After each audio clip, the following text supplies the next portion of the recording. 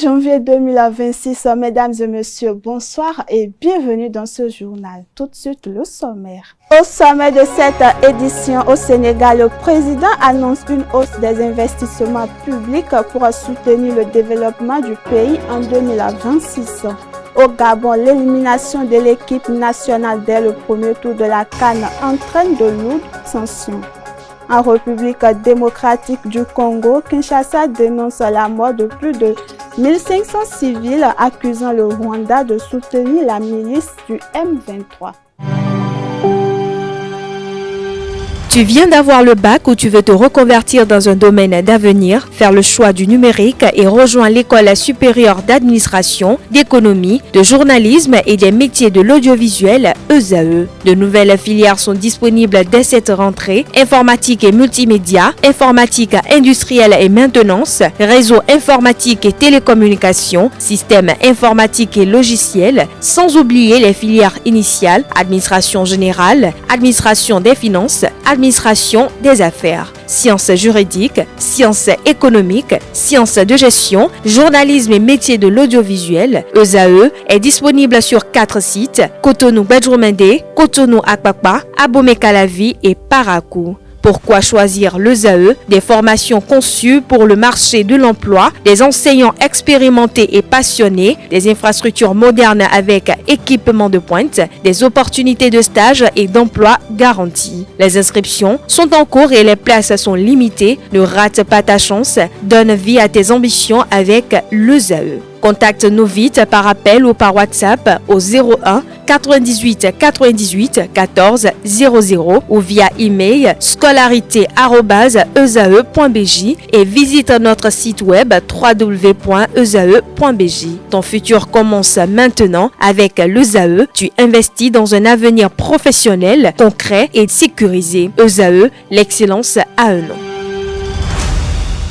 Bonne année à tous et à toutes et bienvenue dans ce journal. Dans son discours de fin d'année, le président Bassirou Diomaye Faye a fait le bilan de 2025 et a annoncé une augmentation des investissements publics pour 2026. L'objectif est de stimuler le développement économique et social pour le Bénin. Extrait à suivre. Le président du Sénégal a annoncé une forte augmentation des investissements publics pour l'année 2026.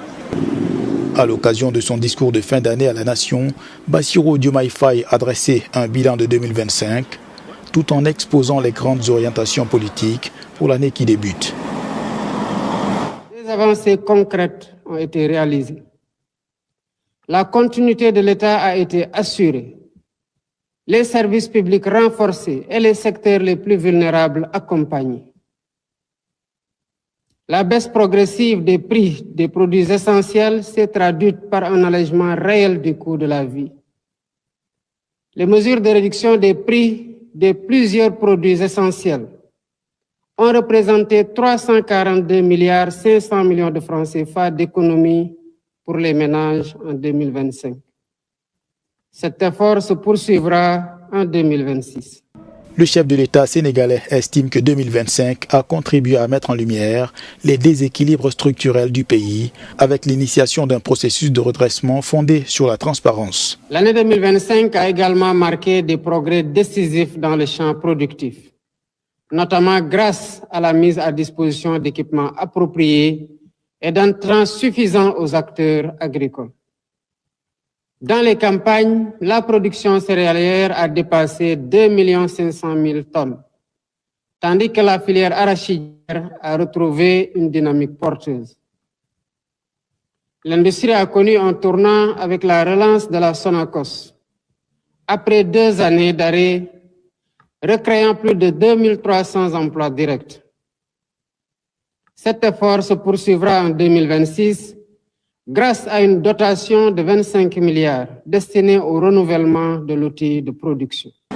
Dans son adresse, Diomaye Faye a annoncé également la transmission à l'Assemblée nationale des projets de révision de la Constitution et des réformes de plusieurs institutions. Dans un autre registre, le Gabon a été éliminé dès le premier tour de la Coupe d'Afrique des Nations. Cette déconvenue a conduit à des sanctions sévères, suspension de l'équipe nationale, révocation de l'encadrement et mise à l'écart de Bruno Ekwele Manga et de Pierre-Emerick Aubameyang l'attaquant qui conteste cette décision, pointant du doigt des problèmes plus profonds au sein de la sélection. Suivons ensemble.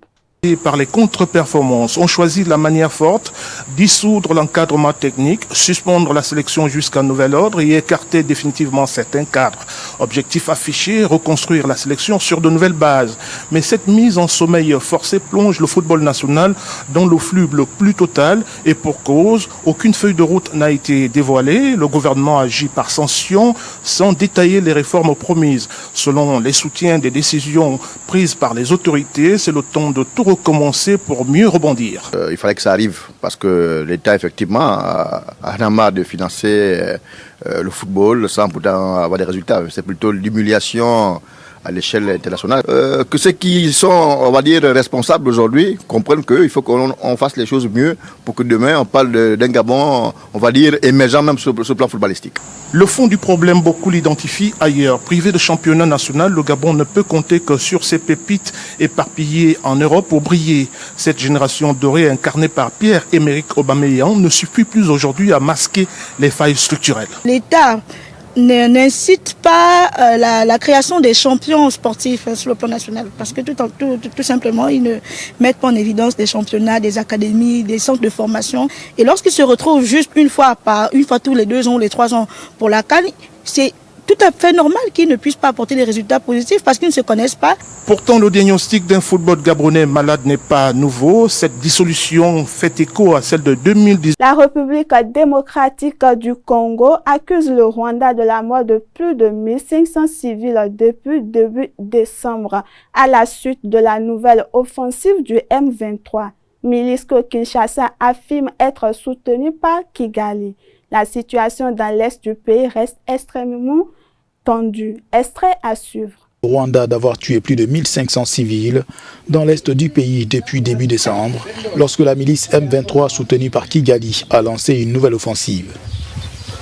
Quelques jours seulement après la signature par les gouvernements congolais et rwandais d'un accord de paix négocié par les États-Unis le 4 décembre, le M23 a pris la ville clé d'Uvira, provoquant la fuite de dizaines de milliers de personnes vers le Burundi. Selon Kinshasa, 3 nouveaux bataillons rwandais seraient même arrivés dans la province orientale du Sud Kivu, dans le but d'avancer vers l'axe stratégique de Kalemi, dans la zone minière du sud-est du Tanganyika. Après avoir lancé sa dernière offensive le 2 décembre, suite à une période d'accalmie, le passage à la nouvelle année a été endeuillé en Europe. Aux Pays-Bas, un incendie dans une église a causé 2 décès. En Belgique et en Allemagne, l'usage d'explosifs et de feux d'artifice a provoqué plusieurs accidents et violences ternissant les célébrations. Suivons ensemble.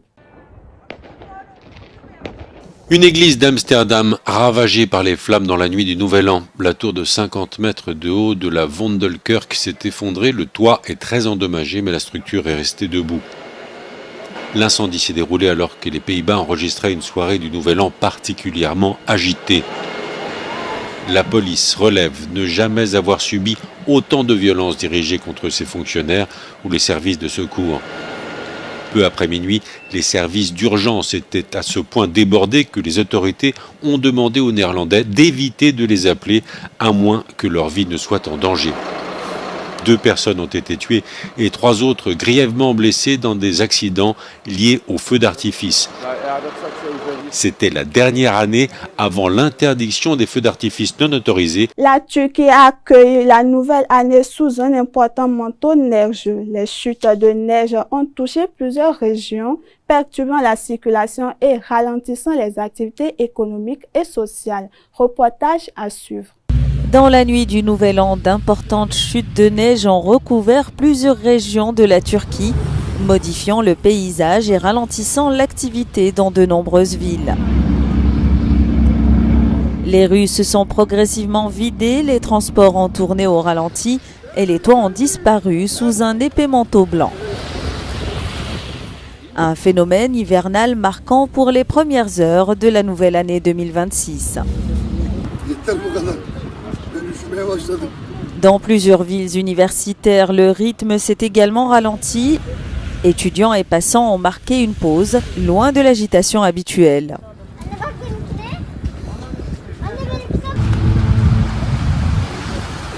À Istanbul, où la neige est plus rare, l'événement a suscité un engouement particulier. Les sites de la Poste et de la Banque postale ont été remis en service jeudi en fin d'après-midi après avoir été paralysés par une cyberattaque majeure. Cet incendie survient quelques jours seulement après un précédent piratage survenu dans la période de Noël. Suivons ensemble. Attaque des services en ligne de la Poste.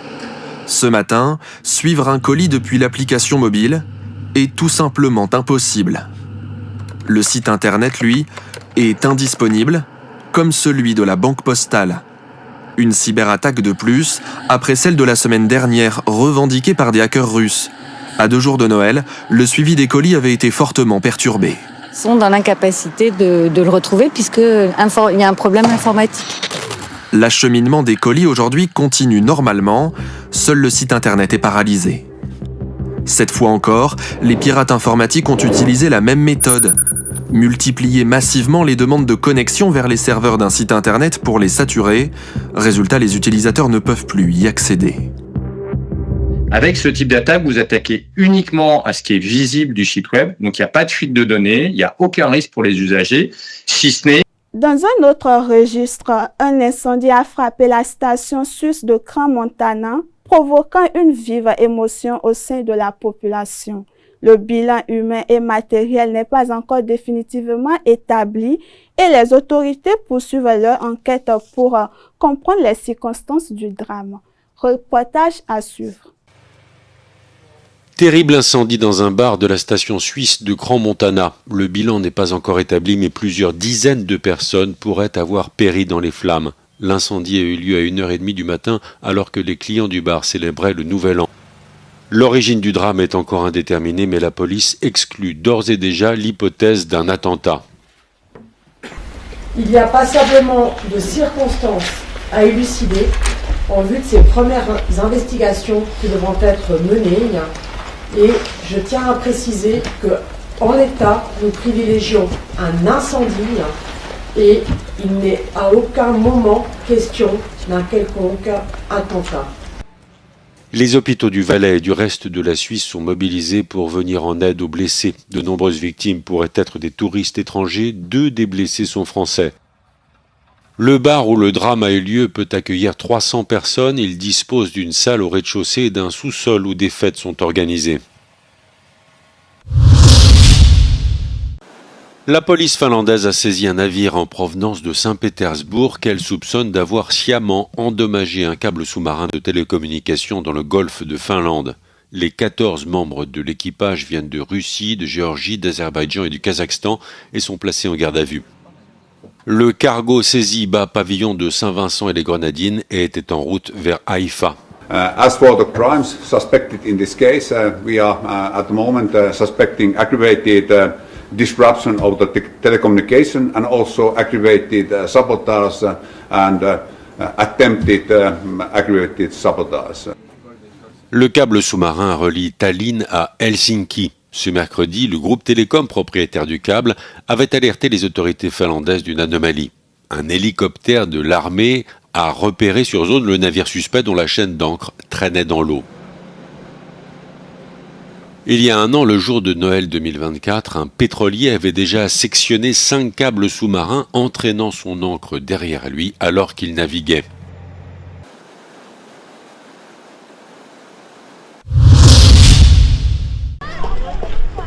Israël va interdire l'accès de 37 ONG internationales à la bande de Gaza à partir du 1er mars.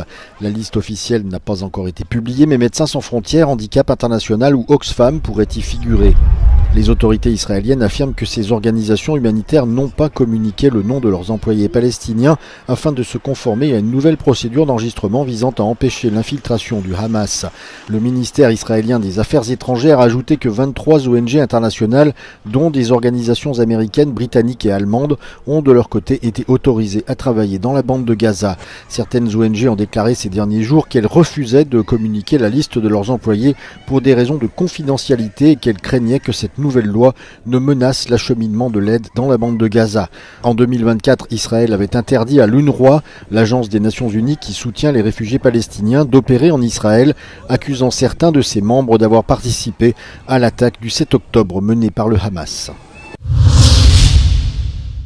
Entrée en vigueur de la taxe carbone aux frontières de l'UE. La mesure s'applique sur les produits de l'industrie lourde. Les importateurs de produits polluants dans l'UE ont désormais l'obligation financière de payer un prix du carbone, comme le font déjà les entreprises en Europe avec le mécanisme de droit à polluer. Le mécanisme concerne notamment les secteurs du fer, de l'acier, de l'aluminium, du ciment et de l'engrais. So what the CBAM does is apply average carbon prices paid by the EU through the ETS, and the importers will then need to buy CBAM certificates at a similar price to cover their emissions, and that resource the playing field between the importers and the European producers.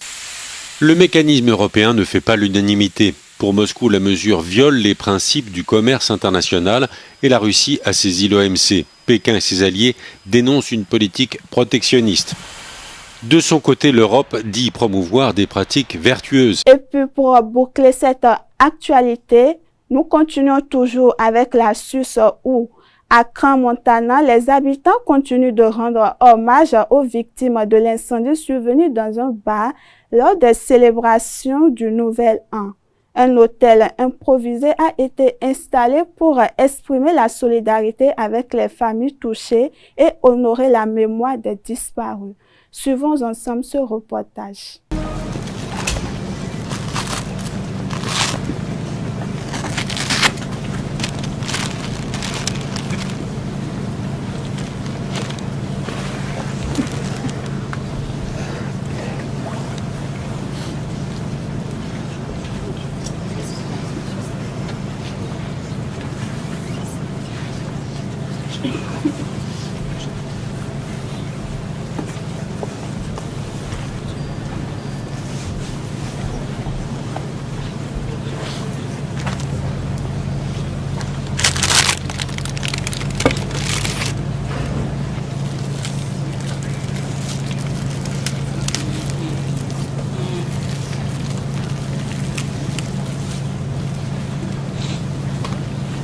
Et voilà qui met fin à cette édition. Mesdames et messieurs, merci de nous avoir suivis et bonne suite de programme sur Esaü TV.